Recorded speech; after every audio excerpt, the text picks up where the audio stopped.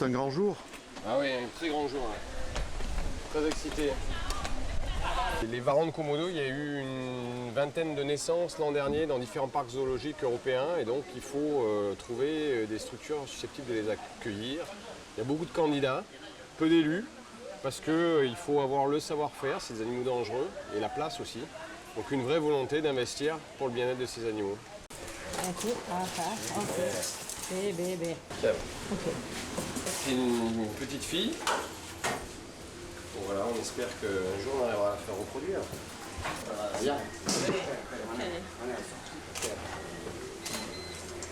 C'est bon?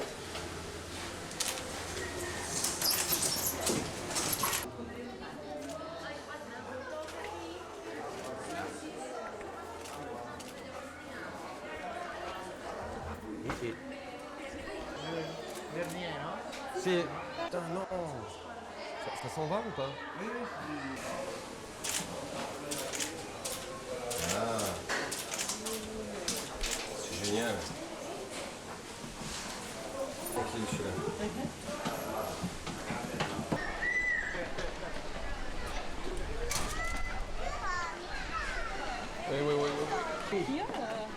Oui, c'est vrai que tu... Tres et...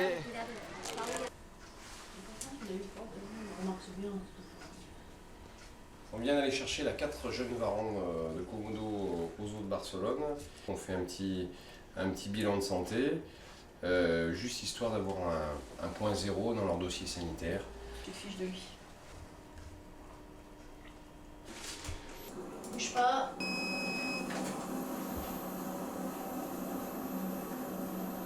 C'est des animaux qui ont 1 an et demi, donc ils sont encore en pleine croissance. On voit des cartilages de croissance, mais ils vont super bien.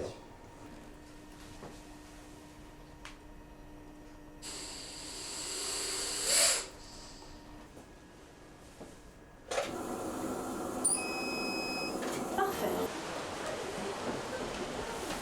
Voilà, alors là c'est la Latina Bomba.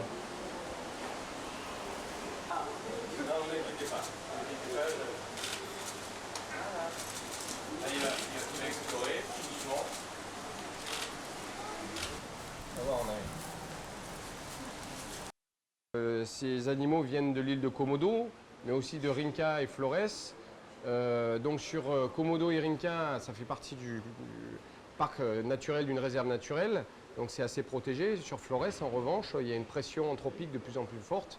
Voilà. Et puis il y a ce risque dans cette zone où il y a énormément d'activités sismiques, il y a ces risques de tsunami ou d'une éruption qui pourrait totalement faire disparaître cette espèce. Donc notre rôle de parc zoologique aujourd'hui, au-delà des aspects de sensibilisation du public, c'est aussi de maintenir en vie des espèces menacées. Les atouts, c'est une longue queue, c'est des griffes qui permettent vraiment de s'agripper, une longue langue qui lui permet de sentir jusqu'à 9 km ses proies et ses charognes. Voilà, une machine à tuer. Voilà, donc là, il effleure vraiment et ramène des molécules olfactives à l'intérieur de ces coanes et pour pouvoir les analyser et savoir si c'est une proie potentielle.